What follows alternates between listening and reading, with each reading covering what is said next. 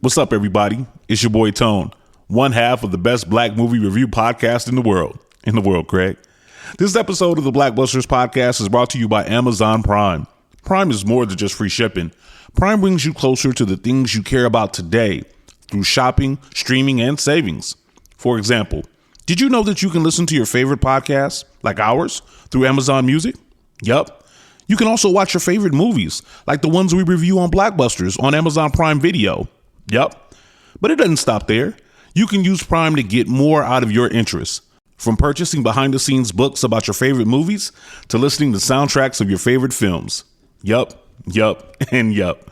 Whatever you're into, or just getting into, Prime can help you get closer to it. Visit Amazon.com/Prime to sign up. From movies and music to passions and podcasts, it's on Prime.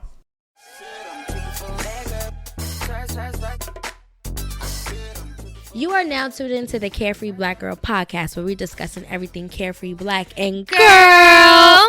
Hey, ladies. What's up? We have Bree on the line. Bree, how you doing? Hey, y'all. How are y'all doing? We're good. We also have a guest today.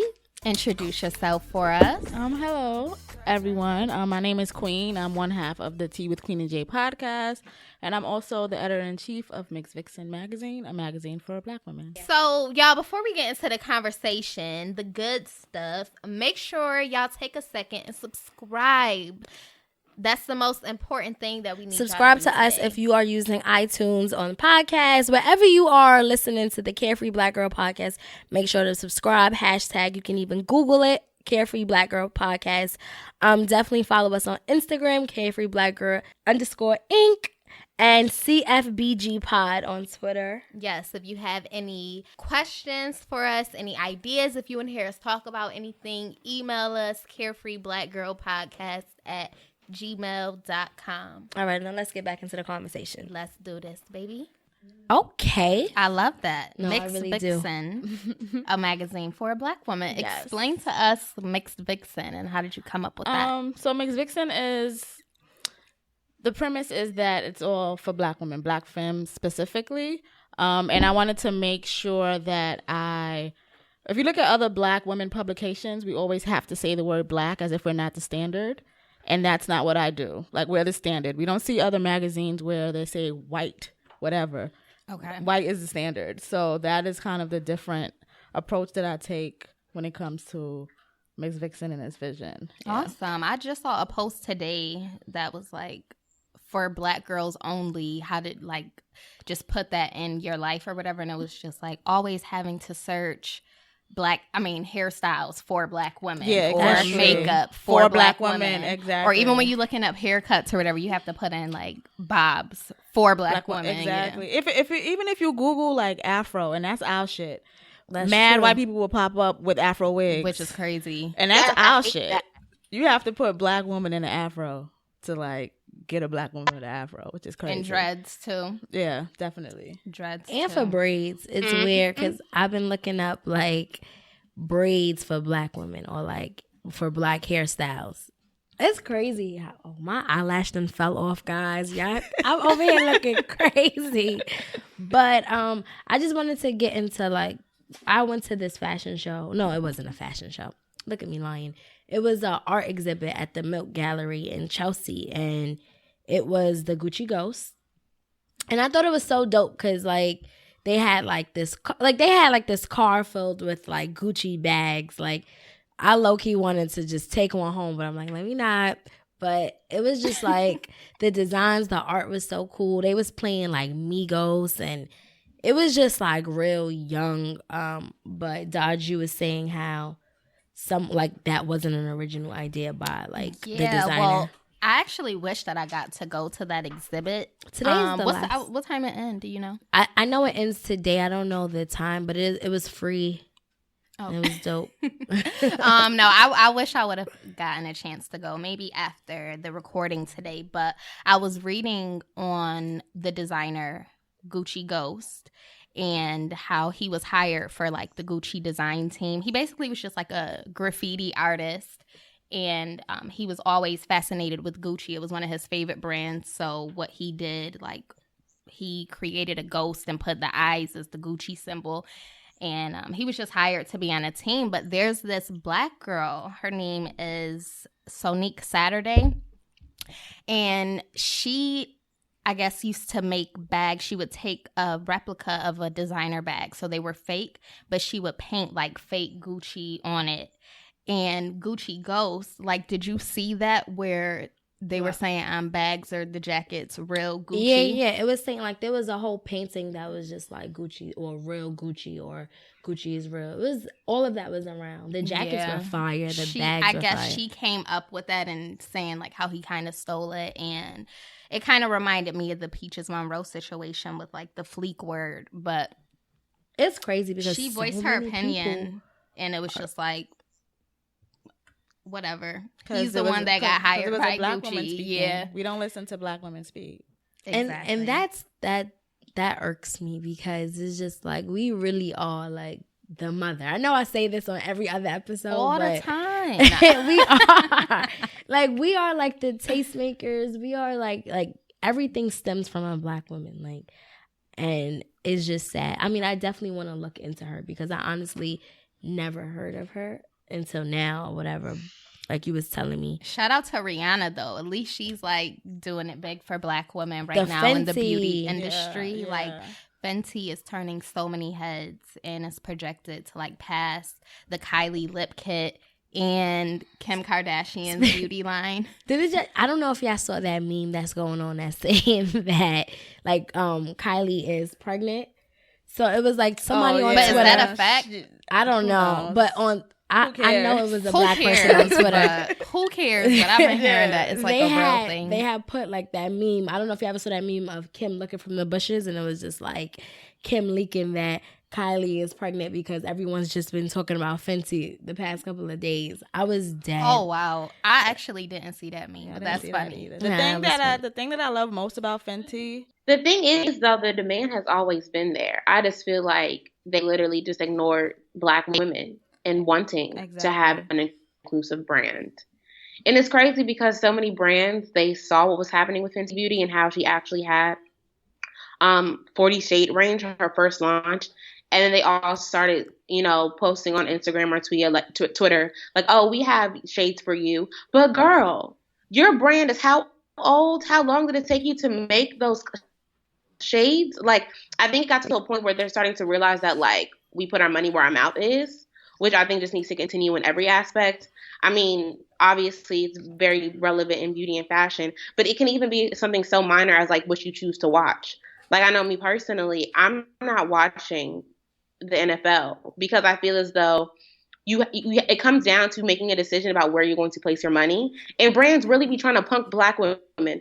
Like, oh, like, we know we did XYZ to y'all in the past, but y'all are still going to come back and swing your coins. And it's like, no, we're not. We're tired of that now. Like, there needs to be a change in a lot of spaces to include us in our buying power.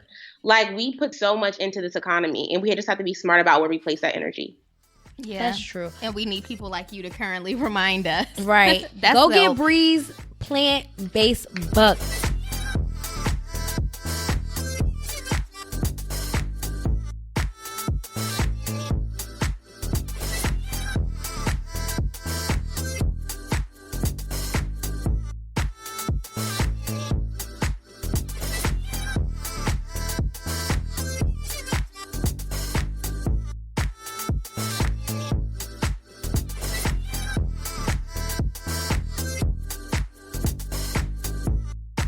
Bree, how's school though? Before we really get into it, because you're out there getting your masters, you writing books, you cooking, PhD.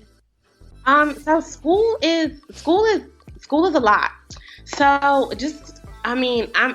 my tuition is free 99. So amen. I'm blessed. But this university is really like lacking in diversity and inclusion. So, like, there's basically been, like, hate crimes done on campus. Whoa. They're not going to call them hate crimes, obviously. They don't want to be associated with having, neo-Nazis and racists on their campus, but they're there. Like, they have this space on campus for graduate students that are students of color, basically so we can like hang out, talk, share our grievances, just kind of vent, like not be in a space where we're always being policed about what we say or how we express ourselves because we're a person of color. But I'm actually the first Black person in my program. I didn't know that until I got here, obviously, because if I did, that would have, I would have mentally prepared myself to deal with this like new way of thinking in some of my classes. But long story short, people deface the space where cultural students are. They put white lives matter. They put, oh, this is a space for hate. They use a little Pepe meme that's basically been taken over by like Republicans and neo-Nazis, basically trying to intimidate students of color from using the space, basically saying like, oh, we see how you guys want to separate yourselves and we're going to try to incite fear.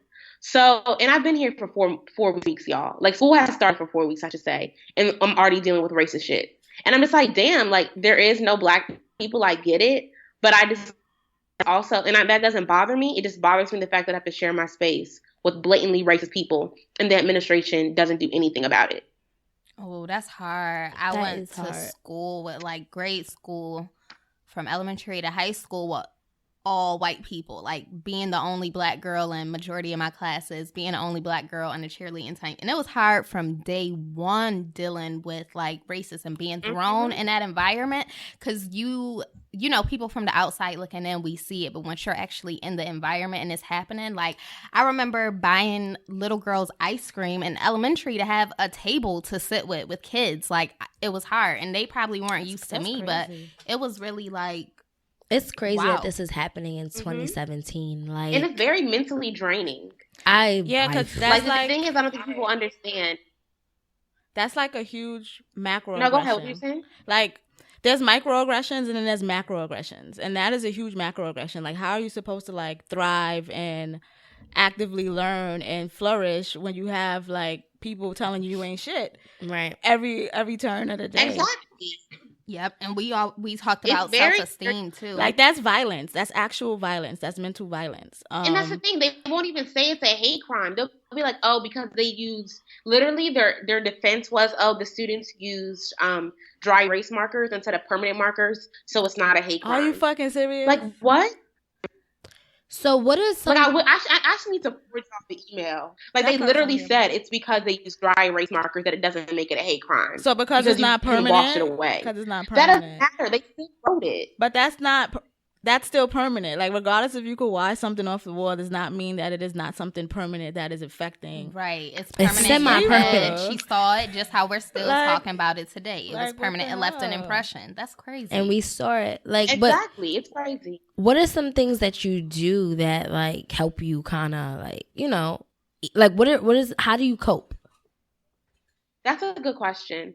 So I'm here by myself. So that's the part about it. So my boyfriend actually ended up getting a job on the East Coast, so he had to stay. And so it's been hard for me because, I mean, I've lived with him for the past 2 years, so I'm really used to, at the end of the day, like, you know, being able to come home and vent. But now I find myself just writing a lot. Living on your own is strange because it's like you really get to know yourself in a totally different way. Like, I don't have my siblings running around. I don't have my housemates, you know, cooking or watching movies or playing video games. Like, it's quiet here if I don't make any noise. Like, it's all about kind of me in my own space. Do you like that, Bree? Do you like living alone? Okay, so I think it's taught me a lot about myself, but I don't think I can last 4 years by myself. Like, my boyfriend is definitely still trying to make, because he's an engineer, so they have contracts. Mm-hmm. So once this contract's up, he's going to try to get a new contract somewhere here, whether it's not in my town, even if it's like 3 hours, 4 hours away, just to be somewhat closer.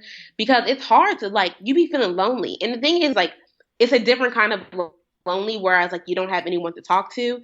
Because I have people to talk to, it's just I don't share my space with anyone. So it's a really big adjustment. But like I said, I also don't really like to call my parents about it. Like, the person who knows the most, obviously, is my partner, because I talk to him on a consistent basis. But it's like you also do this thing where you try not to call your parents or your family and tell them how you're feeling, because then they feel bad about not being able to support you or like fly you back and forth because of finances. So, I mean, it's just taught me, honestly, just a lot about myself. It's taught me a different way of self-care. I realized for so long that I was doing self-care more of like not to be trendy, but doing self-care the way that I thought it should be done. And now that I live here, I realize that there's actually work. Like self-care is work. Self-care is action. It's a verb. Like you can't say, oh, like self-care is an adjective. Like it describes something. Like, no, like I have to find time to journal or I'll be stressed out. Like I have to go to the gym 4 times a week or I'll cry every day.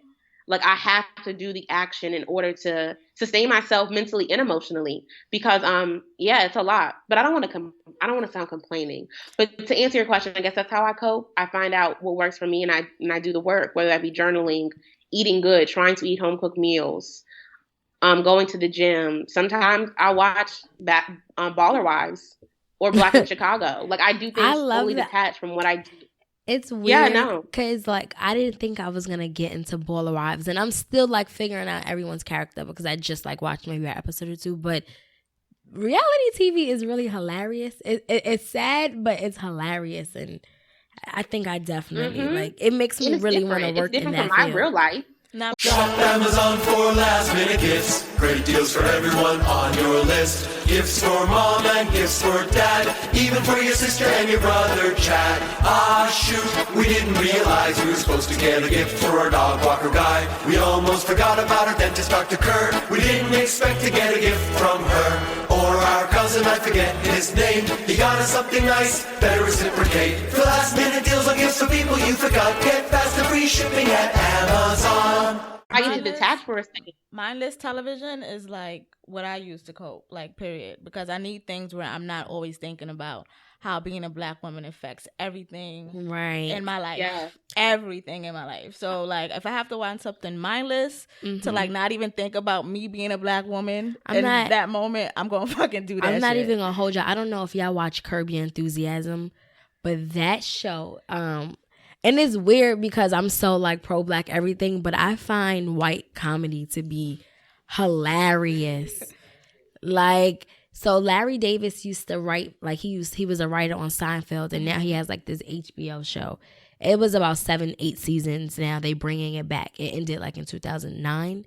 When I tell y'all this is like the funniest show, it's like I don't know if y'all into Friends, but I love Friends. It's like I think that the reason why, because I'm into it too, but I think the reason that I am is because it's very mindless, and white people get the space to be mindless and not really do much. That's true. And still like be doing shit. We don't really get that privilege to like just like be mediocre and like not really do much. Like we gotta shoot above the stars. Like Black people have to really be funny. Yeah. Like Kevin Hart to me is like the only person, because he's so sarcastic. So I think that's why like white people are into him. Like Kevin No Hart. I think white people are into him because he's like a what do they call it? A physical comedy. Like he's not just like standing there just talking. Like it's like a whole theatrical thing happening. I was made for that. So you know how like in music you have those people that cross over. They can get like, and that to me is what Kevin Hart is. Like he's that a crossover. Like I find Mike Epps to be hilarious, but you know, like he's funny amongst us. Like, you know, like Kevin Hart is dead. Yo, that's crazy. Just everything that's going on in the media. Yeah. So did y'all hear about the NFL, and it's a rumor, I don't know, but that the NFL supposedly like wanted Jay-Z to do the halftime performance, and he was he declined, because of the whole like Colin Kaepernick situation. Yeah, I've heard that. As he should. I would have been. And the NFL tried to like put out a statement as if like there were no decisions made, but didn't try to include Jay-Z as if like they got turned down or whatever. And I guess it happened last year. They tried to get Adele to do it, and she said no, and it got Gaga. But I think that's funny. Like, go Hov. So you listen to Beyonce. No, honestly, that brings up a point though, where Black people need to start making decisions. Like at the end of the day, regardless if you make, regardless of your tax bracket, because obviously Jay-Z is not in my tax bracket at all. But we have to do things as a collective in order for it to be impactful. Like the fact that he did that basically meant like, okay, like right now I'm not fucking with the NFL because y'all are blatantly supporting, one, this administration, and two, the fact that you're using your players as objects. You're not looking at them as humans. Like they dehumanize the people that the athletes in the NFL so much. Where now we're here to, I guess yesterday, the Trump referred to Colin Kaepernick as a son of a bitch, and said that like he's glad that he lost his job. Wait, what did he because call he him? doesn't stand for the anthem. It's too like, much name calling going on. Didn't LeBron call Trump a bum today? It's a lot going on. That's good though. Like he should call him a bum. I wouldn't understand why. Yes, he is. Yeah. He said you bum. Donald Trump as the president of, well, y'all's little president because he ain't mine. But Donald Trump as that person, you're held to a different regard. You're not like any of the things that he does that Obama even thought to do, like just thought. We didn't even do it. He would not be in office that he is Jay-Z in. So said it was that's a because joke. black people have to be perfect. White people just got to be good No, enough. and honestly, it makes my stomach turn when I watch this stuff. In the crowds cheer, like uncontrollably cheer. Yeah. People is nasty. It's almost like he's inciting. No, it makes me feel physically ill, and that's why I think we all need to be boycotting the NFL. We don't need to be watching no games Sunday, Thursday, or Monday. We don't need to be partaking in that. Like we need to pull our monies away. Like start looking at advertisers. Like okay, like why do y'all support a brand that not like the owners gave Trump a combined like $9 million. That's insane. Yeah, that is crazy. Like it's just you need to watch. You saying that watch where the money goes. You saying that kind of reminded me of like how did y'all feel? Okay, so how you were just saying black people need to stand up or whatever. How did y'all feel when Grazette Michelle performed for Trump? God. Actually, Trump and she, because we definitely spoke about this, and we definitely spoke about this. For me personally, I didn't have much feelings because people's relationship to white supremacy and people's relationship to how they cope with that, how they deal with it, and how they waddle through it is completely different. So like I wasn't even surprised because there's mad fucking black people who are like Grazette Michelle who think they have to entertain white supremacy or that they have to be the voice of reason. That, but more so we feel, and I say we because even if I don't fuck with you personally, if you're a black person, we are we. But we feel that we have to still prove something to white supremacy, or we still have to do stuff within their systems, and it's like fuck that system. The system that was not made with me in mind. It's working exactly the way it is. So it's fuck that whole system. Like, period. Like, for me personally. So, like, when I see stuff like that, I'm just like, well, this is just regular, like, black shit, honestly. Because I don't think a lot of people understand that it's fuck that system, period. Do our own shit. Because it's never going to work if you're trying to work within a system that is made for you to be on the bottom. Right. It's such a battle because I feel like I have, like, white colleagues. And I'm very, like, y'all know, I'm very, like, again, I'm not racist or anything, but my dad is prejudiced against white people. So I grew up with that, like, tolerance, dealing with it, like, from my mom on some, like, you know what, like, all white people are not bad.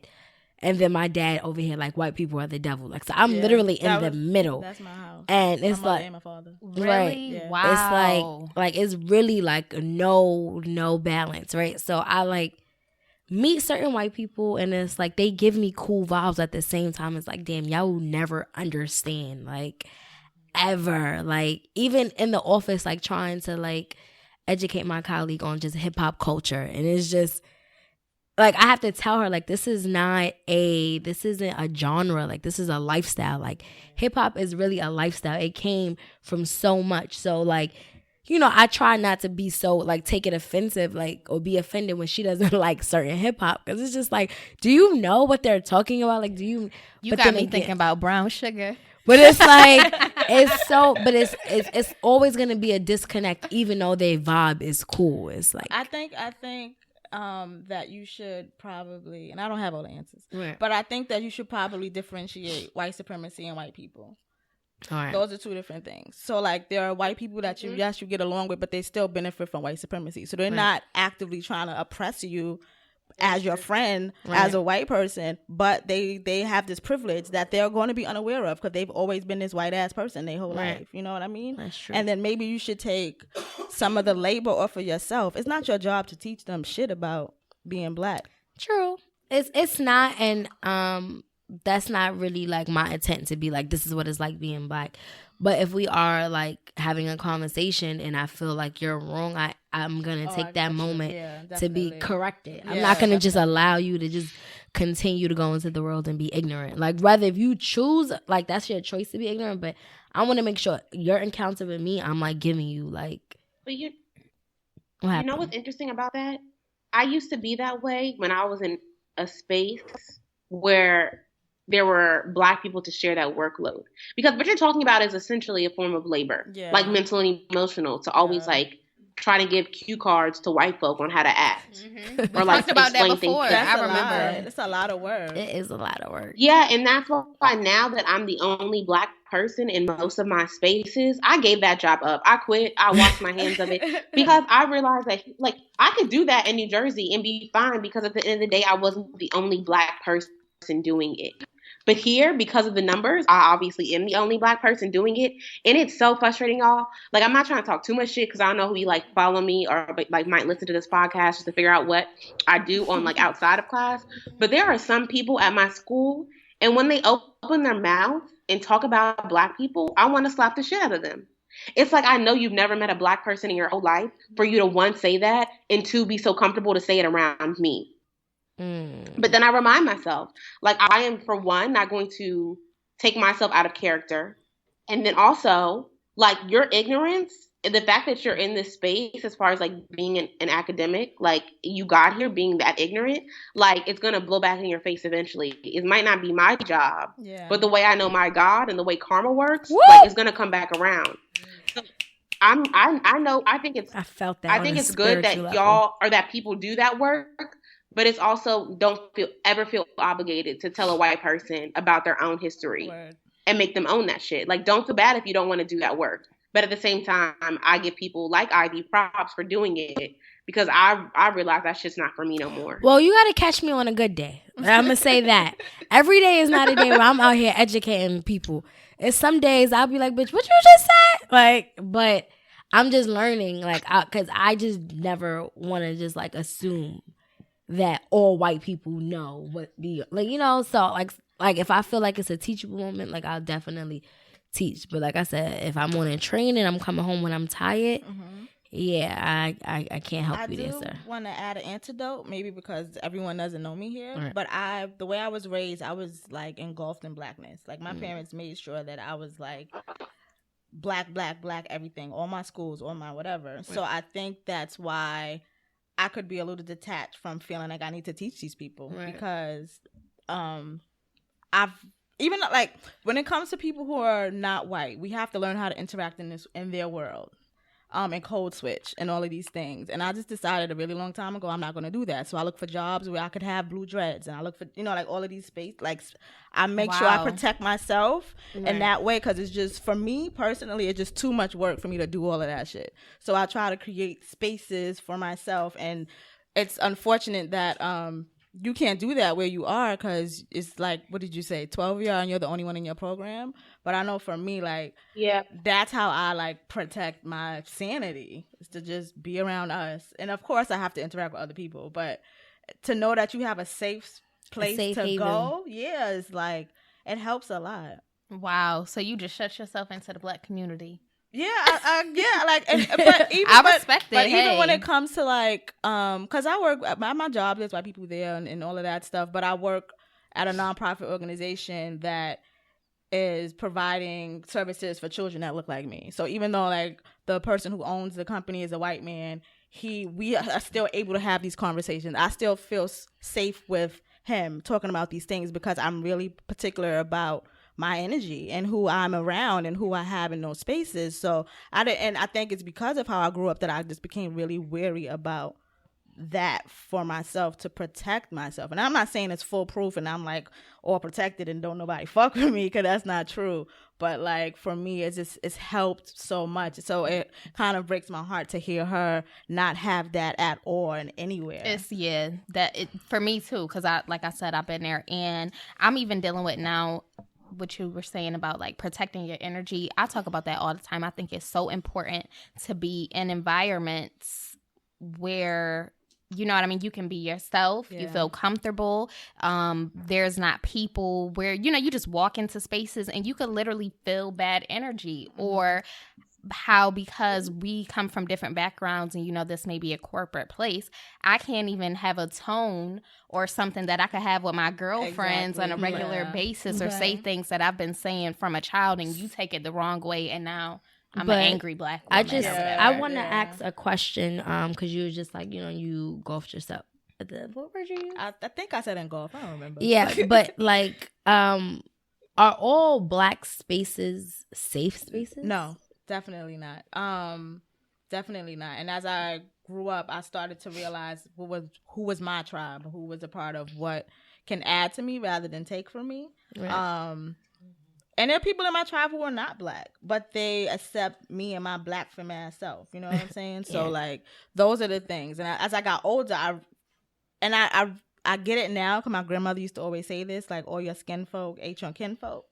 And it's true. Amen. But, and I know that now. But, you grow and you learn. But yeah, there's I feel there are Black people who are agents of white supremacy. Like, there are Black white supremacists. They're running rampant. I think what annoys me most is Black people feeling the need to always say they're mixed, or like, I don't have Black hair, or like, and it's like, what does that even mean? Like, like, I know I'm Puerto Rican, but at the end of the day, I'm Black. So if you ever was to ask me, like, forget what my last name says, what I like identify with is Black. That's what I was raised around. This episode is brought to you by Undeniably Dairy. Dairy farmers are more than farmers. They're climate caretakers. They see water as a precious resource. Most farmers recycle water up to 4 times, from chilling the milk to irrigating their crops. And some even use technology to turn manure into renewable energy. To learn more about what dairy farmers are doing to make their farms more sustainable, visit usdairy.com. That's who I love to date. I love Black men. I love, like, my Black friends. And there's nothing wrong with being Black. And I think that is one of my purpose in life, to show, like, it's literally nothing wrong with being Black. Like, and I've really, like, even growing up, I've heard, like, people tell, like, my best friend is dark skinned, and I've heard people tell her, like, you're beautiful for a dark skinned girl. And it's just like, as if being light is better. Like, bro, we're Black at the end of the day. So anyone that's listening that feels like, like they dealing subconsciously with insecurities just of being Black, because a lot of people won't even voice that they're like, some people don't know how to deal with being Black because of how their parents are, or just like that. Like, I'm not saying like my mom was super tolerant, but I think at sometimes, like, I understood why my dad was so aggressive, because it's just like, bro, don't be super passive. Like, you're Black, and just, she was, like I said, she was very prideful and very, like, like pro-Black, but I did see she was quick to code. Like, when certain people come around, she was quick to speak different, where my dad was like, fuck that. Like, I'm Black. I speak like, not, I'm smart, but I'm going to use my slang. I'm not going to feel the need to cross my T's, dot my I's, because other people that don't look like me is around. With that scenario, it made me think of my parents too. Because my dad, like I tell you all the time, my dad's a cop. So, like, when I'd be like, oh, police are agents of white supremacy, he'd be looking at me all crazy and stuff. But that's how I feel.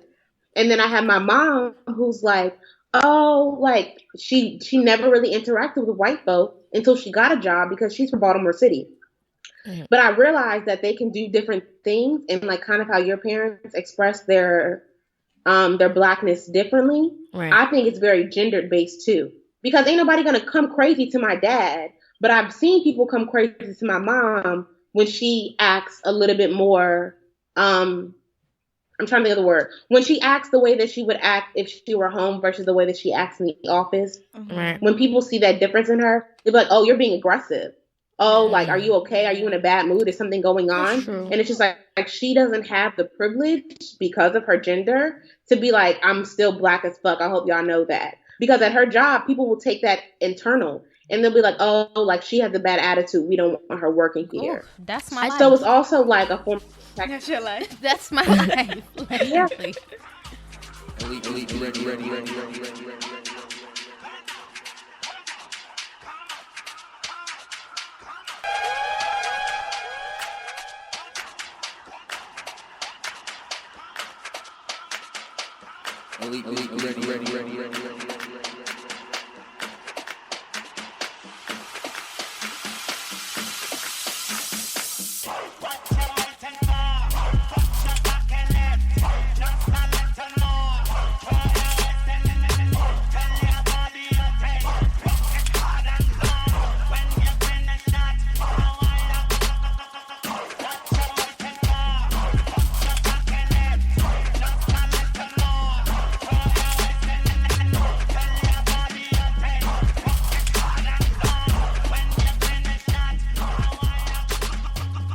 I wanted to touch bases on this Kanika Jenkins story. I hope I'm saying her name right.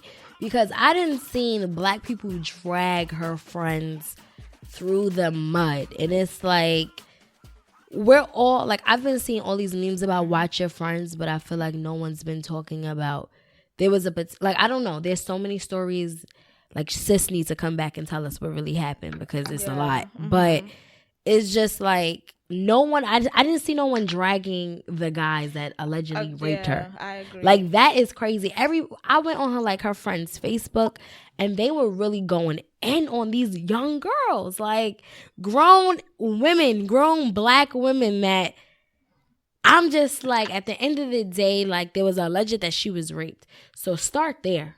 Yeah, but like, that's rape culture. To blame the person who was raped. Like, rape culture makes you not even point the finger at what may have actually happened. So we have to, like, figure out a way to blame women because we don't like women. Like, fuck women. We don't like them. So we always have to figure out a way to make it a woman's fault. Yeah. Right. And I felt the same way you felt when I seen that because it was just like, yo, like, this is for me, all black people, we family. So it was like, this is our sister. Like, how are we not? Yeah, that story is very, looking very out touching. or trying to get to the bottom of what happened to our Had sister. me freaking looking into glasses, zooming in. Yo. Bro, I can't even see that far, but like playing real life detective. Really like, zooming the phone really and zooming holding in, like, it to if watch you it hear it on at this Zoom, second, like, you're gonna hear help me. Like, that's why, like, after a while I had to log off. Like, stop. I was losing I never sleep. watched the I was video. losing sleep It literally was because too it was so much. hard. I was watching videos of, like, mediums and psychics Right. doing like no lie because I'm like, I need to know what happened to this girl. Yeah. Like, it was mentally and stressful. I love what Quanna said on Facebook about, like, we don't need to be quiet. We need to know what happened because this is one of us. This is our sister. Right. Like, you know how people, like, just be quiet about it, whatever. She walked into the freezer. Shut up about it. We not detectives. Like, no, F that. We want to know what happened to the girl. Exactly. Like, this is crazy. Exactly. But it's a testament to how much we don't care about black women and girls. Like, we're in a country where there's estimated 40,000 missing black women and girls, and there's nobody ringing an alarm. Like, no one gives a fuck. It's like we're literally all we got.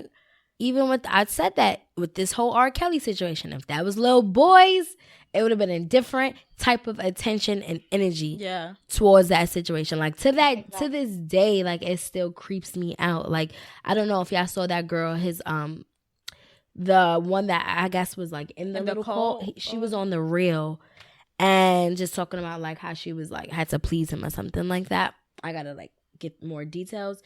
But no one is, like, really into R. Kelly. Like, that situation is so creepy to me. Like, he got these young girls pleasing him like he's Hugh Hefner or something and kidnapping them. Like, wait a minute, Hugh Hefner's nasty. Yeah. Oh, wait a minute. You see, because I don't really be paying the white. He's like, disgusting. He just has people. the complexion for protection. So, like, no one pays attention to him. The complexion for Ew, protection. he is. Nasty. Wow. He's nasty too. I just thought about, because I really be so, like, oblivious to white shit because there's so much going on over here. So I can't.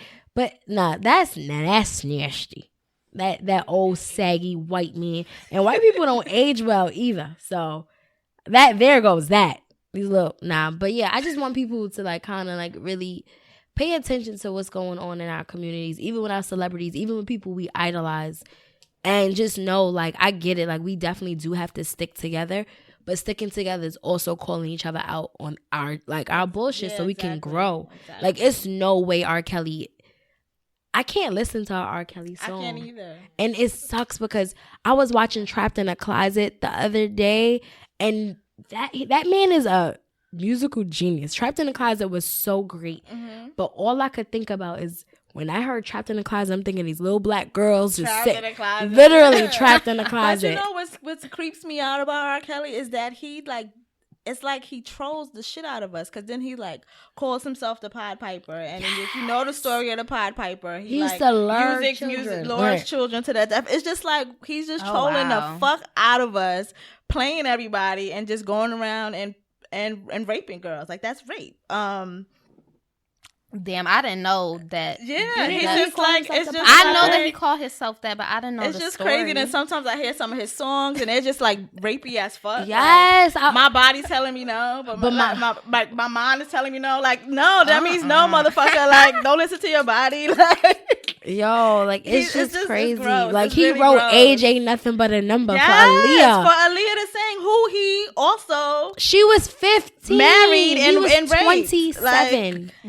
Like, he's disgusting. He's like, but he made songs disgusting. Like, I believe, like, it's just such an inner battle. Like Bree, like, you know how you said like self-work is really action. Not listening to R. Kelly is an action. Like, I was at some event, my cousin's baby shower, and they play "Step in the Name of Love," and I saw all these black people dance. I'm sitting down like, these damn coons. They don't even know.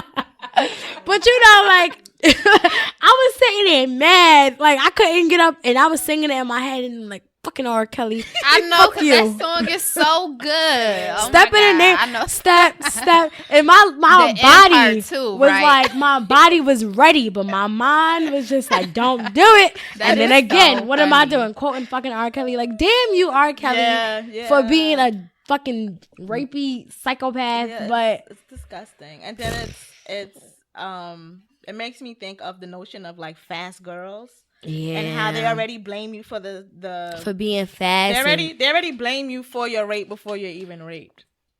It's by crazy. Calling you a fast girl. She's fast. Yeah. Look how she dressed. Or she's grown. Or put them breasts away. Like, all of those, that's language to already make you feel ashamed of yourself before you are even violated. Yeah. And I'm not even gonna front, like, to this day, walking past a group of men, like, I don't know if my whole back literally caves in. Like, it's just so uncomfortable, and it shouldn't be like that. Like, I should be able to walk past guys and get peace of mind still. No, right. Like, I be feeling like something always got to be said. Yo, like you know how like they put the worm in the water to get the fish. I be feeling like that worm. Like, oh my god, like it's just sad, and it's like I'm curvy, and it makes me feel even more uncomfortable. But it's like I shouldn't be uncomfortable. It should be the guys that feel the need to be like, damn, like, bro, I'm not a piece of meat.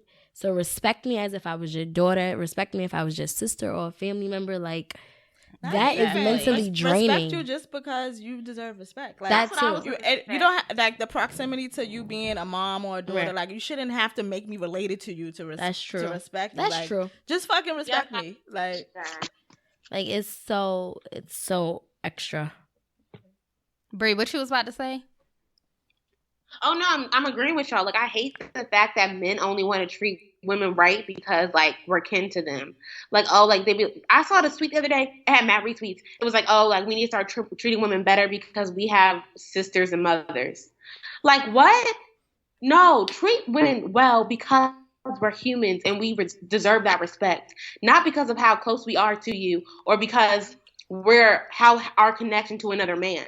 Right. Like, just like, I hate that. Like, we deserve human decency at all times, regardless of our attachment to a man or how we're related to someone. I hate that argument. I think it's bullshit. And that's why I think men need to hold each other accountable, especially when it comes to catcalling. Like, that shit's crazy. Like, if you have a homeboy that catcalls girls all the time, check your friend.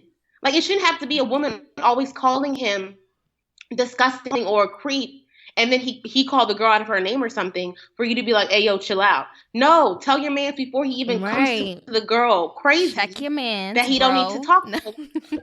Like, I want to do an experiment. Like, I want to stand on a corner and catcall and see if men like it.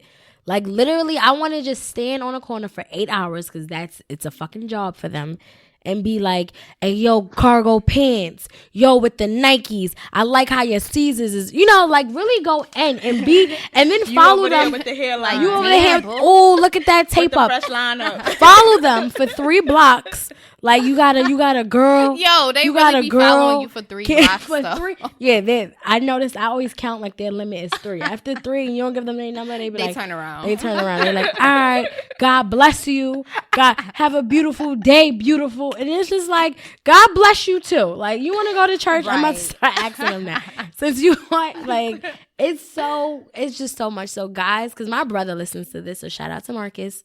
And I didn't watch. I gotta put you on mainstream, brother. I'm sorry. Like, I do check him though, but we in a club. Him and his friends are vultures, bro. And like, and I be having to tell him, like, women are not meat. Like, come correct when you approaching them. Don't just like start grinding on them. Like, it's just like, you ever had a nigga just walk up to you and start dancing? Like, do you even know I'm in the mood? Like I just came here to listen to the music. I'm just trying to get to the bar. Like, I'm just like trying to get through. Like, I'm not even like dancing. I'm just right. You could just walk and they just start dancing on you, and I just stand there until they finish. Like, all right, I'm gonna make you feel dumb because I'm not gonna dance back. Like, and they be like, girl, you gotta just look back like, bro, I just need to go to the bathroom. Like, nah, dudes be killing me. I was walking home from the gym the other day I do not be looking cute at the gym. Like, I need some workout clothes. So I'm walking home. This dude just came up to the side of me, started having a conversation. I had to just hit him with this blankest face, like, I don't want to talk. He's like, wow, like that. Why? They're so invasive. Bye. They are really invasive. Like, they'll just walk up to you. Nah, I'm doing that today. And think you want them on your walk with them. Like, you see me walking by myself. How did you just put yourself right next to me on the sidewalk? Like, we walking together. Nah, I'm really about to walk up to a guy. And I really want a camera and just see if y'all like that. Like, see if that's part of your day. Like, girls literally looking at your physical and just commenting on it. They probably like that, matter of fact.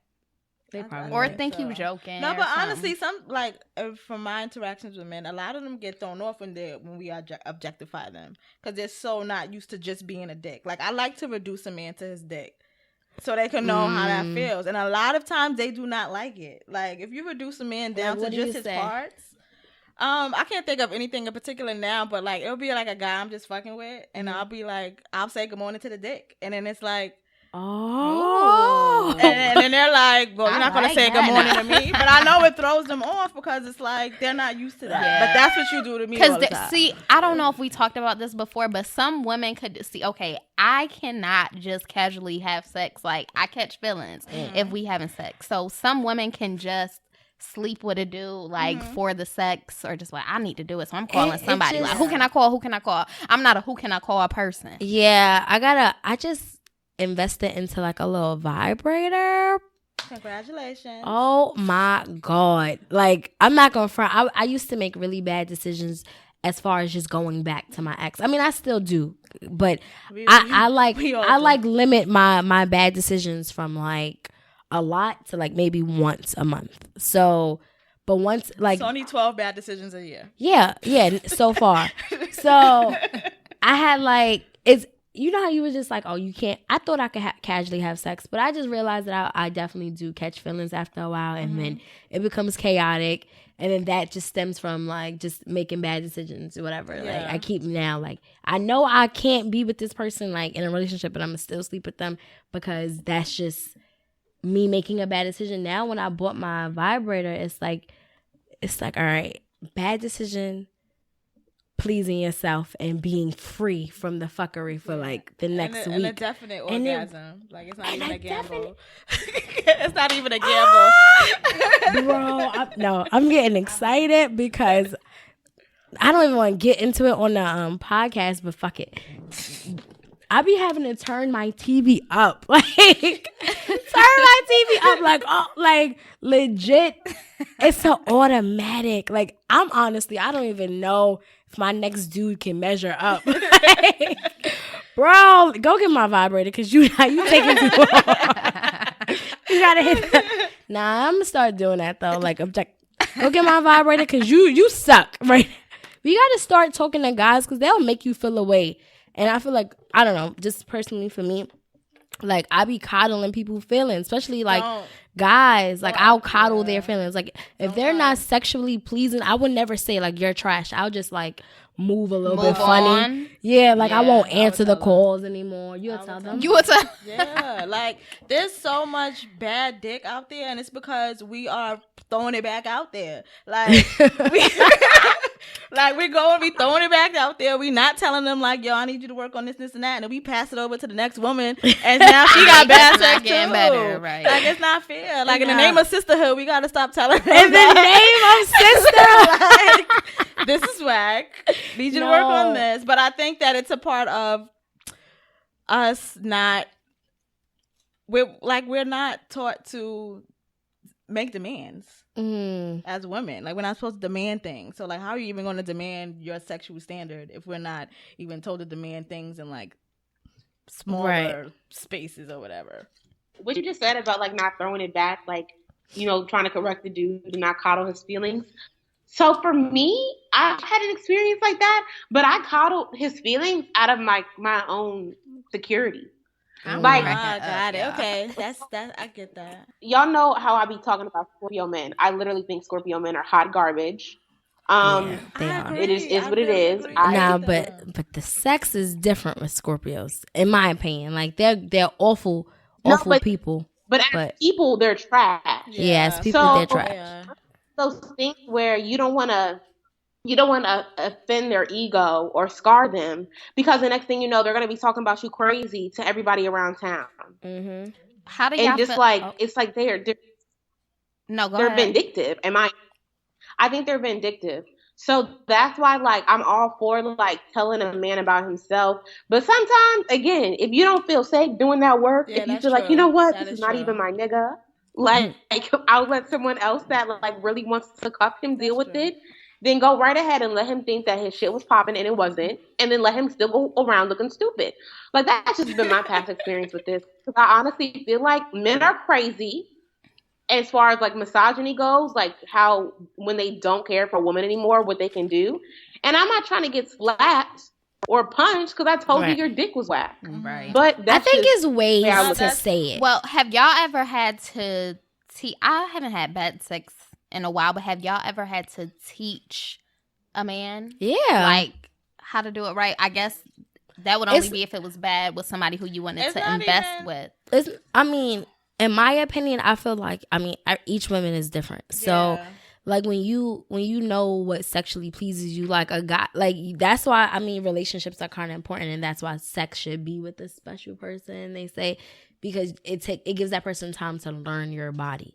Like a lot of guys just go for the nut and then that's it. They don't really please the women. So I had to like tell, like, you know, it's just important for me. If I'm gonna be here, I gotta be here for a reason and get mine. So this is what you need to do. You need to slow down, or you need to curve up, or you need to lick this spot. You need to touch this. Like, I can't. For me, I would say it's not about teaching them how to do it or do it right, but all vaginas are different. Like, no vagina is the same. So you might have been used to whoever you was with before me, and whatever that was worked for her, but that doesn't mean it worked for me. So I'm gonna teach you how to do it for this vagina. Right. Okay. But if you don't get it right after I keep telling you, you gotta go. You got to go. Yeah. Right. How do y'all feel about Aquarius men?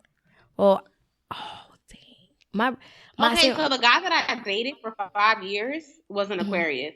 And I will say that I'm an Aquarius too, so like there's some, you know, state in me. It's important for me to say that.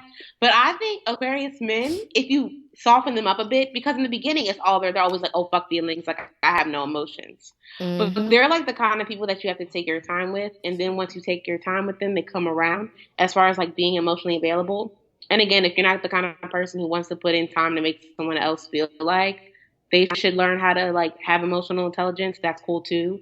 But I think when you date an Aquarius man, you have to have some kind of emotional intelligence for the both of y'all, because they don't have it, or they're not born with it. It's not innate, in my opinion. My mom is an Aquarius, and she's just like, I don't know, she's super like affectionate and like emotionally available. But then my brother, who's an Aquarius, like, is what you're describing, Bree. Like, yeah, men are very different. They're very different. But then, like, this guy that I was dating before, he's an Aquarius, and like the sex just wasn't it for me. But like our vibe was so dope, so that's why I think that I continued or whatever, like to have sex with him. But like, I mean, I did like show him, like, he got better at one point, but I think that's when I liked him the most. And then like after I kind of like was over it, like I just couldn't have sex with no one. But I still feel like I keep in contact with him. I still speak to him like on a daily basis. It's just I can't, like, the sex just. Wow. Yo, so okay, so I'm a Virgo, everybody. Virgo. Yes, I love Virgos. All right. You're dating an Aquarius? So I've been, it seems like Aquarius have been coming into my realm lately. Like the guys that I've just been meeting lately have been Aquarius, right? And so I had read this article. Like, I've always been really into Virgos and knowing about my sign and being in touch with my zodiac sign. I try to look up on Sagittarius too, just because that's what Hove is, my bro. You know, me a Virgo, but so I've been trying to explore each of the signs more and try to just learn more about them all, because I am interested in astrology. So I had found this article that was titled "The Signs and How They Cheat." And the one for Virgo was like, it was crazy. It was so me. It was so relatable. What did it and say? Just in a general, just it was like the first sentence was, Virgos are masters at cheating. Like, but what it was saying was, we're how we move. People not gonna know nothing unless we want them to know. Yeah. It was saying how, but we wouldn't even really put in the energy to do it in the first place, because we would be so passionate, you know, about our partner anyways. Yeah. And it was saying it was like a Virgo can love 3 different people at the same time, and the people won't even know. Yeah. Yo, when I read that sentence, like, I had chills, because I was like, yo, that's me. For real. Like, I'm not in that situation, so I'm not out here doing it. Like, I was telling my boo, he's like, so you could do that? I'm like, don't worry, it's not like I'm in 3 different relationships at the same time right now or anything. Right. But it was so funny, because I've always said, like, for dudes, or like when I have a son, I'm gonna teach him, like, if you gonna be a 3-woman man or whatever, you need to have finances for 3 women, and you better be a 300% ass nigga, because you can't divvy it up, and then they each getting 33% exactly or whatever. But if you could give 300%, then have 3 women. They'll never know. Like, as long as each of them satisfied and they all getting what they need, whatever. So that was just really funny. So I kind of read about Aquarius. So the first Aquarius, what I had got from him was that, like, he was super cool, super, super cool, but that they weren't memorable to me. Like, they didn't have such a huge effect, like how a Scorpio might come in and ruin your life, or you know what I mean, or whatever. They didn't have that effect to me. And then I met another one who I'm like really, really into. We haven't had sex yet, but that's funny, because with the first one, I was wondering, like, would the sex even be good? Because if you don't give me a memorable effect, how do you give me a the sex about to be bomb effect, you know? So I was just like, damn. So I was just wondering if y'all had any input, but that's interesting. As far as like horoscopes, I'm a Gemini, so my attention span is literally like this big. Like, so like, I mean, I don't know. Like, I feel like with me, like, I get bored super quick.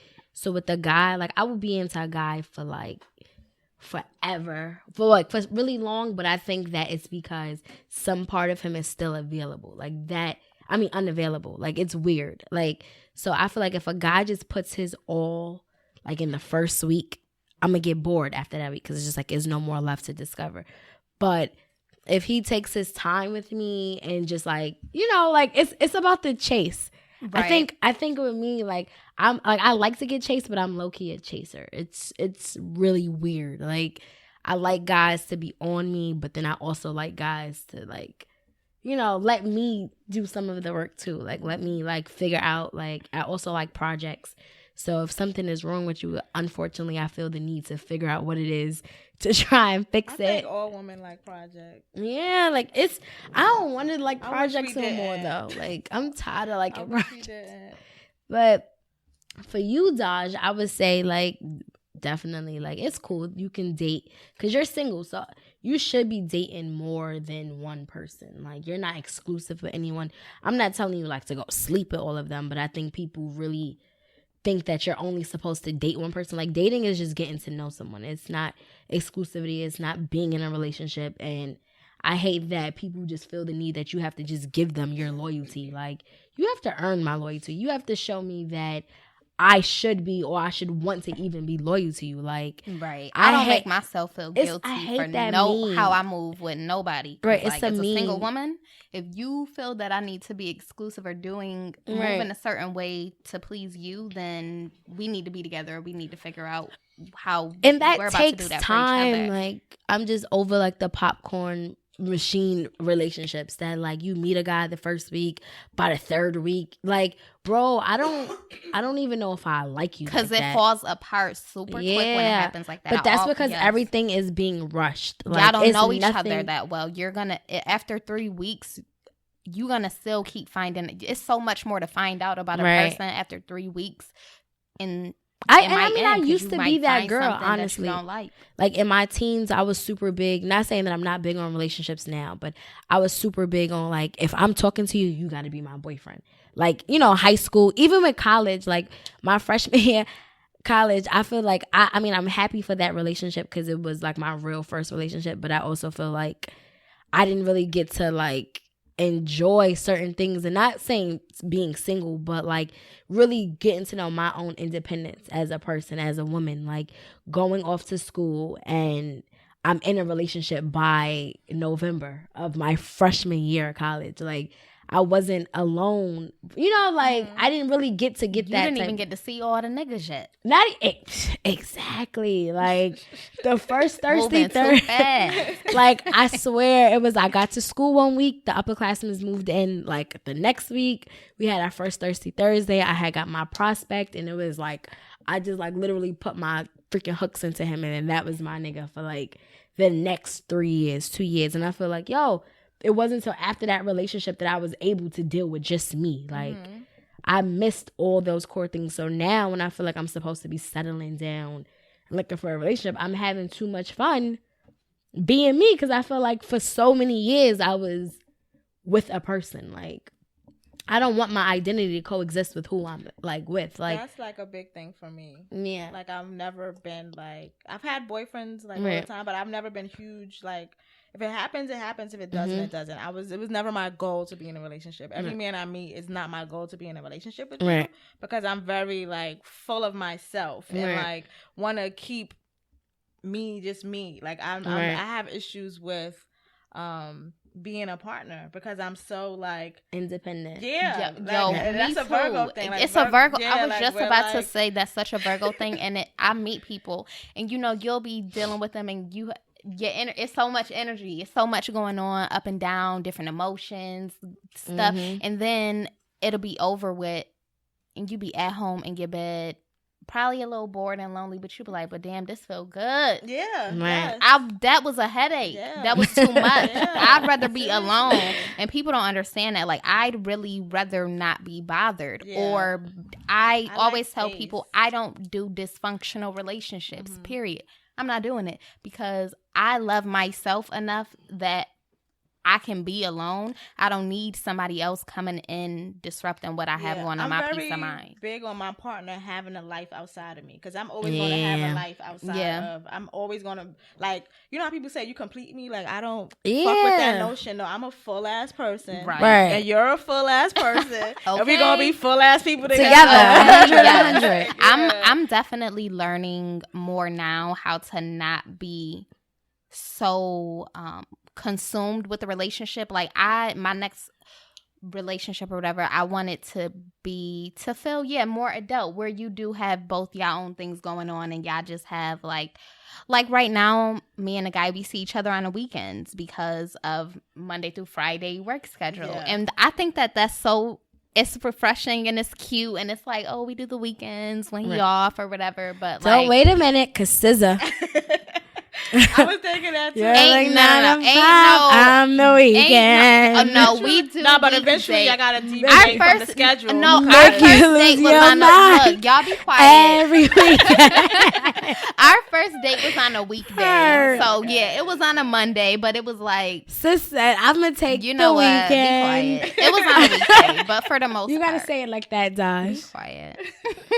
But anyway, so yeah, just she used the word refreshing too. She said it's so refreshing to be the weekend. No, I didn't say to be the weekend. You know what? I'm done with this because I'm just saying that because like sometimes I know, okay, for example, like I've been with dudes where we spend so much time together, and I could be out doing something, but I'd be so thirsty to get back home to be with him, to smoke, whatever, and I might miss out on an opportunity or staying out later with my friends in the city. I'm thirsty to go back to Brooklyn to be laid up. So what I'm saying is us not being all consumed in each other during the weekdays gives me that peace of mind to just be like, okay, Dodge, you totally focused on you, your brand, your career. Right. You're not thinking about getting back to this dude or whatever. You know what that's what I was mean by it's refreshing. No, okay, that's okay. Cool. Okay. All right.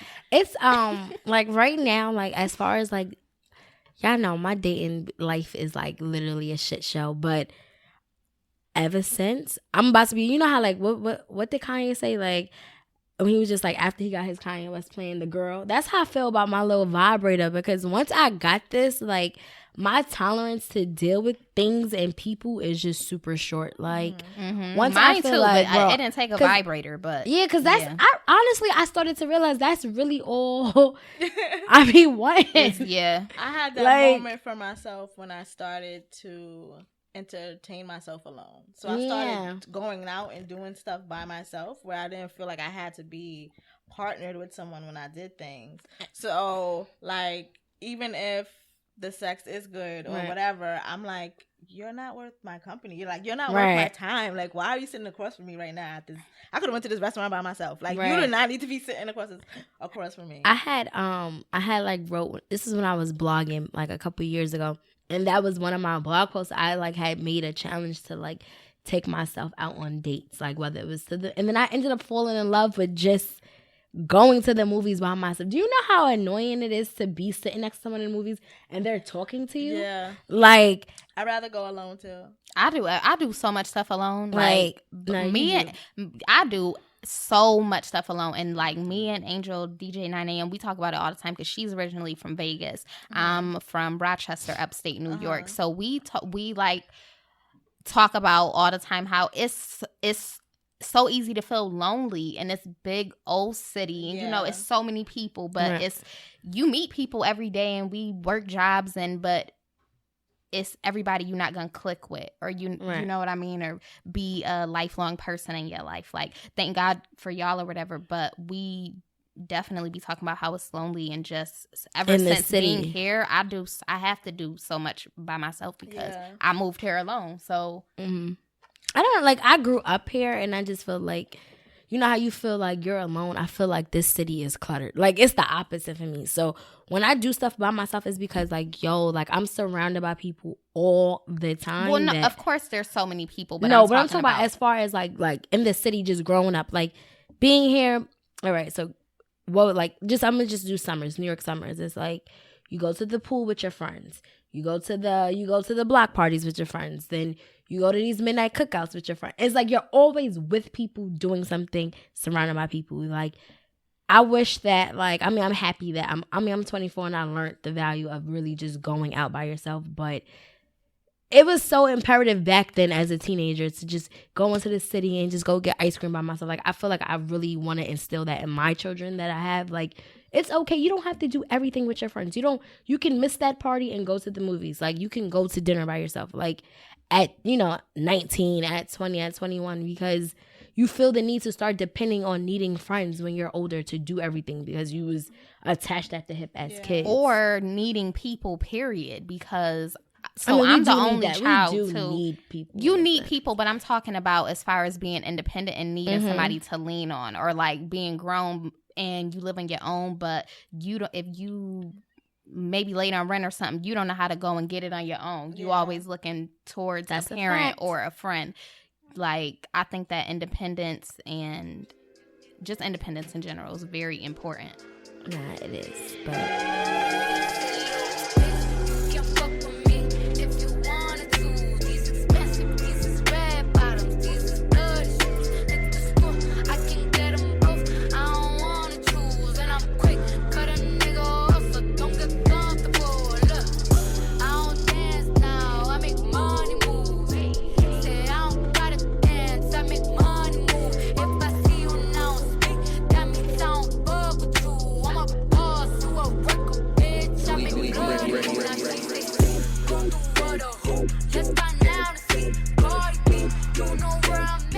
I don't know, Kevin Hart, who's married to like that beautiful girl Nico, I think that's her name, basically like released a video on Instagram apologizing to his family for basically cheating. He never said he was cheating. He was just like, I have a target on my back.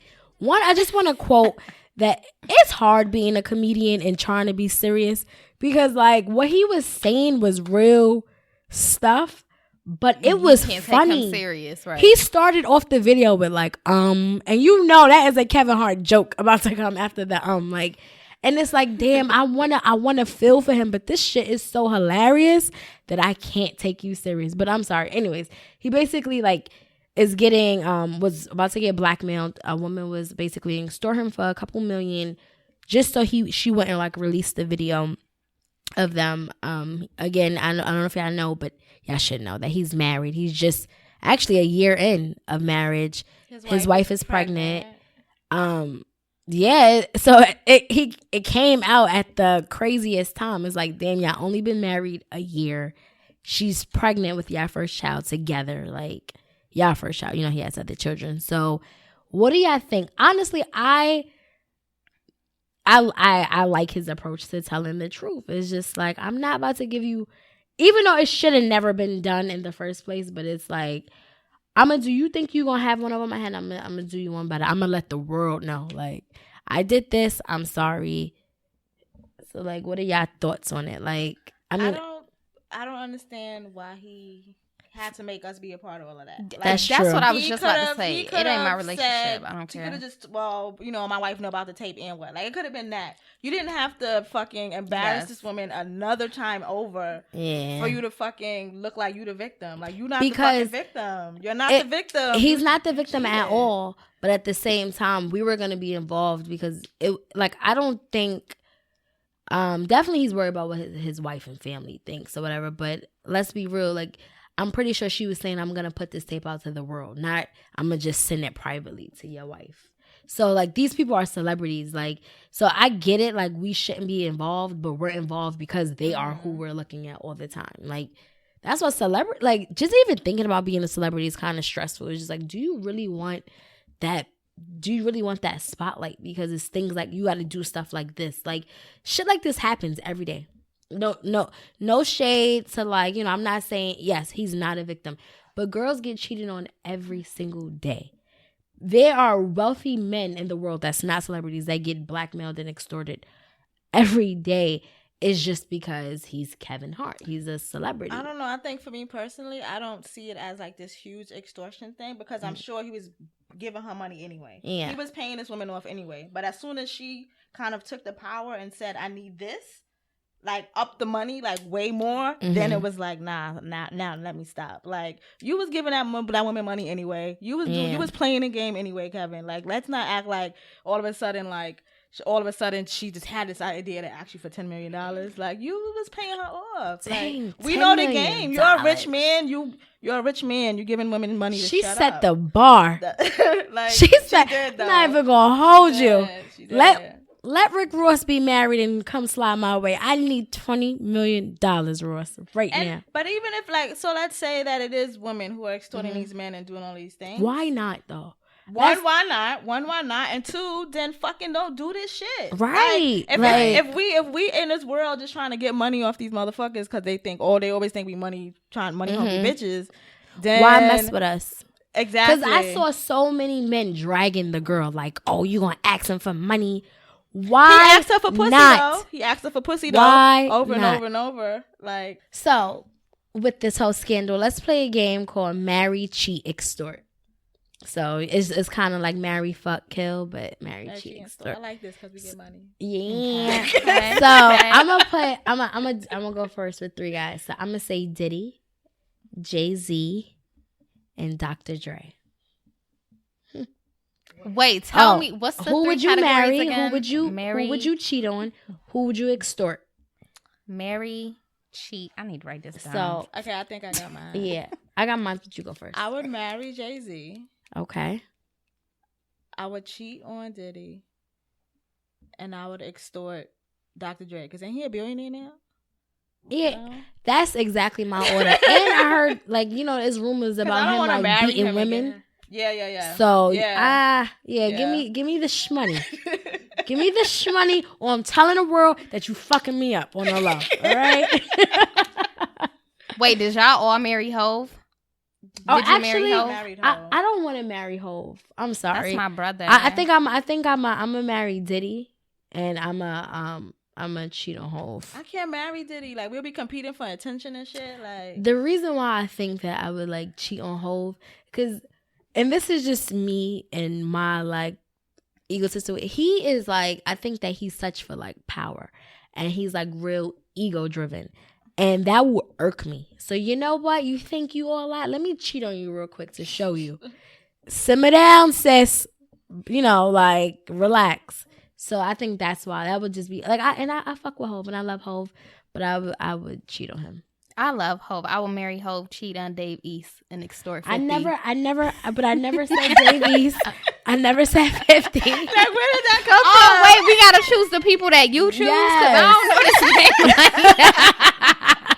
That's why I'm like, wait, Dave East. say... Sis, she be dumb hype to throw Dave East's name in every episode. Like, relax. He is on 117th and 5th Avenue. Go see him. I'm dying. No, I really clearly I don't know the game like that. So say to people. So it's marry, cheat, extort, Diddy, Hove, Dr. Dre. So Diddy, Hove, and Dr. Dre. So I just got to put them in order. Mm-hmm. So put them in order. Oh, okay. I will marry Hove. Mm-hmm. Cheat on. I would cheat on Diddy because he kind of corny to me. Yeah. And extort Dre. All right, so we all on the same page. Yeah, we all on the same page. Everybody will marry Hove. He got the perfect swag. Y'all know I'm looking for my Hove. So she said. I said I'm not cheating on him. That's the perfect man right there. I don't know about all of that. I think so. But I think so. Everybody knows. Yeah. Okay. So name your 3 guys. Please do not put Dave East. So now I just gotta. Yeah, put you gotta pick your men. 3 guys. You never played this in school? No, y'all. No. All right. Well, I'll keep going. I have more guys. Yeah, you do the guys. Rick Ross, Nipsey Hussle, or I gotta Google some of these people. I don't know. You don't know who Nipsey Hussle is? I don't know what he looked like. Oh yeah, look him up. He's fire. So I'm gonna say what I said. Nipsey Hussle. Who's the other guy? You said Rick Ross, Hussle, and Fab. Oh, that's a good one. Don't extort Rick Ross, Daj. Cheat on him though. So I'm going. Yeah. All right. So I'm gonna marry Nipsey Hussle. I'm gonna marry Nipsey. I'm gonna cheat on Fab, and I'm gonna extort Ross. I just told you not to do that, and you're gonna do it, right? Run me my money. You want to extort who? I'm extorting Ross. I'm gonna marry Nipsey Hussle. Oh, okay. Why? I'm gonna marry Nipsey because he chill. I like his vibe too. He's calm. And he dates Lauren London, so I just feel like, a woman like her. It's crazy because I have mad pictures of Ross. I know who Nipsey Hussle is, but I don't pay him any attention. Right. I don't really pay him attention either. Then at this point, Fabulous is just an Instagram model. So, like, I'm, like, not really. Oh, that was shade, girl. That was a shade. We got quiet. Don't we didn't really know what to say to that. Yeah, like, don't do that to Fab. He's an Instagram model. Don't do Fab. He's an Instagram model. All right, so who you marry, cheating, and extorting? I think I will extort Rick Ross because he's a rapist. Okay, let's clear the air. He's not a rapist, but he has rapist shit in songs. I guess I'll marry Nipsey because I know nothing about him, so I have no reason to like not fuck with him, and I'll cheat on Fab because he a cheater. He do a cheat on Emily anyway. That's why I said. Well, y'all know. Cheat on him, right? I'm gonna marry Rick Ross. I'm gonna marry him. I am going to marry. Watch Rick your Ross. drink, girl. Watch your drink. No, because we only gonna be drinking Bel Air. We gonna have our own bottles. I don't gotta worry about that. I'm going to cheat on Nipsey because I'm not really this. And I know this goes against everything I said earlier about the light skin and dark skin, but I'm really not into light skin men. I'm sorry, I just can't, especially with braids. Can't do it. And I'm gonna cheat on Fab. Only I said I was gonna cheat on who? Yeah, cheating on Fab, extorting Fab, cheating on Nipsey. I'm want to extort Fab, but not for money. I need him to give me all them sneakers he got because his swag is just ridiculous. Yeah. So I'm gonna make him buy all my clothes, like, you know. So all right, let me do 3, but mine are like very random. All right. Okay. So Lorenz Tate, Robin Thicke, and Meek Mill. He was a random, but I guess you need a random. So Lorenz Tate, Robin Thicke, and Meek Mill. I gotta extort Robin. I can't do the pink dick. Sorry. Lorenz Tate. I'm gonna marry Lorenz Tate because I love Jones. That's my favorite movie. And yeah, that is your favorite. You say it every episode. That's true. And I'm gonna cheat on Meek Mill only because that's the last option. Mine is the same. I would marry Lorenz Tate because, like, who the fuck wouldn't? Right. Definitely cheating on Meek Mills because, like, he's just mad loud. Like, right, I gotta go fuck with a quiet nigga. Yeah, like, calm down. What the fuck? And who was the other one? Robin Thicke. Yeah, I can't do the pink penis either. I can't. I'm not even though my little vibrator pink, but that's different. Nah. It's like, well, it looked like a dog penis. Like, I can't. I'm gonna marry Lorenz Tate. I'm gonna cheat on Robin Thicke. I do pink dick. I'm a laugh for that thing. I'm a crap. You gonna extort Meek Mill? Yeah, I'm gonna extort Meek. I need that rollie. What do you get when you extort? You get that rollie and that Wraith. Now you bugging out. You get the rollie. You get the Wraith. You get chain. You get what? You get the Louis messenger bag. You get the new clothing line coming out. What? Get the Pumas. You get the high water pants. You get the city of Philly on your back. Right. You get the streets. You get the bikes. What? Nah, Oh, I got a good one. This could be the last one. This could be you don't have 3? I'm cool with y'all. Okay. This could be the last one. Cameron, Jewels, Jim Jones. Damn. I'm about to marry Jewels. But actually, no. I'm marrying Jewels because that was always my man. I'm loyal. And then I'm a cheat on Cam, and I'm gonna extort Jones. Nah, I'm gonna marry Jim. I'm gonna extort Cam. I'm gonna cheat on Jewels. Can I just run a train on them? They would be there, like, that's the option. Run a train for that dick. Subway on that dick. Gang on that dick. Nah, I think I would marry Cam. Why? Cam is so obnoxious. That's why I like me. it. I don't know. I like dickheads. I'm gonna marry Cam, extort Jewels, and cheat on Jim. Yeah. All right. So we all know we some get money hoes. Sorry, Marcus.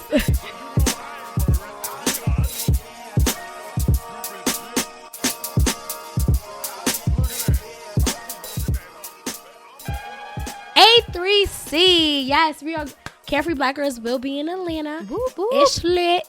Hopefully Dave East won't be there because Indulge is gonna have me find Dave East missions in Atlanta. No, honestly, I'm over it. Like I'm not that deep onto Dave East no more. Allegedly. No, seriously. Air though. quotes. Seriously.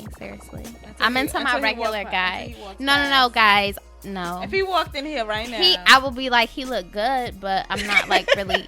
Anyways, so the Carefree Black Girls will be in Atlanta for A3C Festival.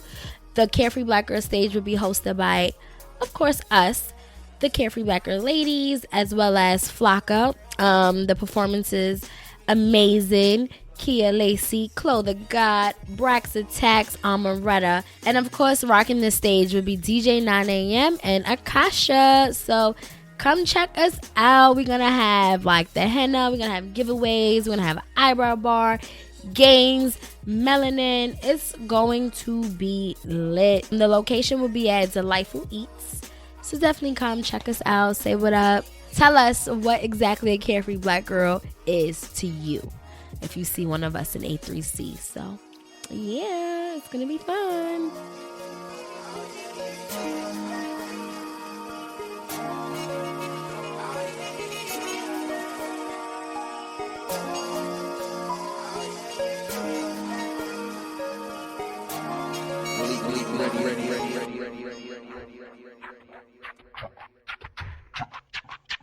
Thank you, Queen, for coming. Thanks for having me. Shout out your social mediums. Where can the people find you? You can find me on Twitter at @thequeenspeaks_, and that's Instagram too. I use the same handle for everything. So just look for that and you'll find The Queen Speaks. The Queen Speaks. Thank you. First off, I'm totally digging your vibe. Like, you're so dope.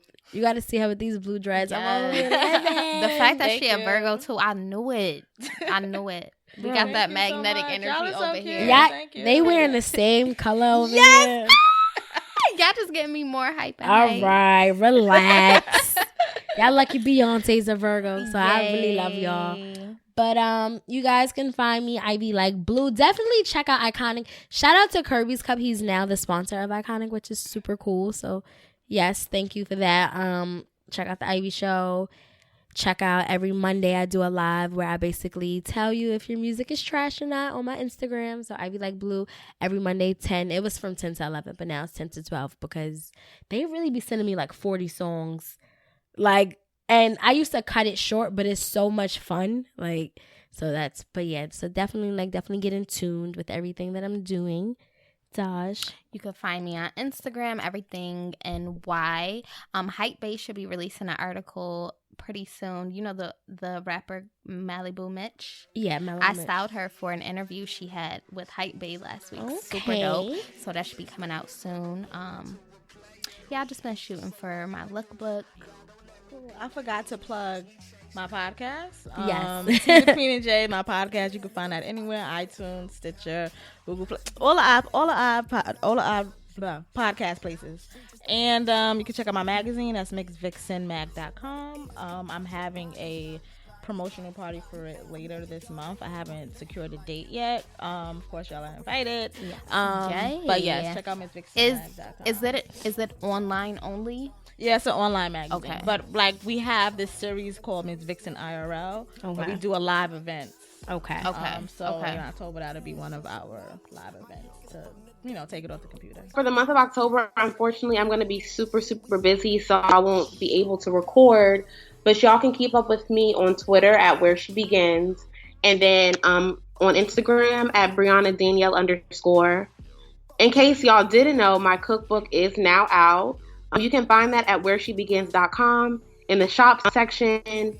And I'm giving a discount for people who who buy the cookbook via the podcast. So if you type in CFBG pod, you'll get some coins off at checkout. So go do that. Share with a friend. Also, just keep up anything plant-based brie across all platforms if you're only interested in knowing my life from the food aspect and don't care about what I say personally, which is fine. I will not be offended. But I miss y'all there in the studio. I hope y'all have a good month. Have fun in Atlanta. I'll be there in spirit. I'm sure I'm going to be living through our text message thread, wishing I was actually there. But yeah, y'all have a good week and a good month. Okay. Dope. And then you can follow us. Yes. Follow us on Twitter at CFBG Pod, on Instagram at carefreeblackgirl_Inc. And definitely send us some stuff. If you have any questions, comments, concerns, you can definitely add us on Twitter or email us at carefreeblackgirlpodcast@gmail.com. Definitely follow the hashtag to follow up and keep up with the conversation. Yes. And if you see us in Atlanta, come say hi, because I've been seeing a couple of my friends on my timeline posting that they're going performing on some stages. And it's going to be our first time in Atlanta, so definitely show us a good time. And we out.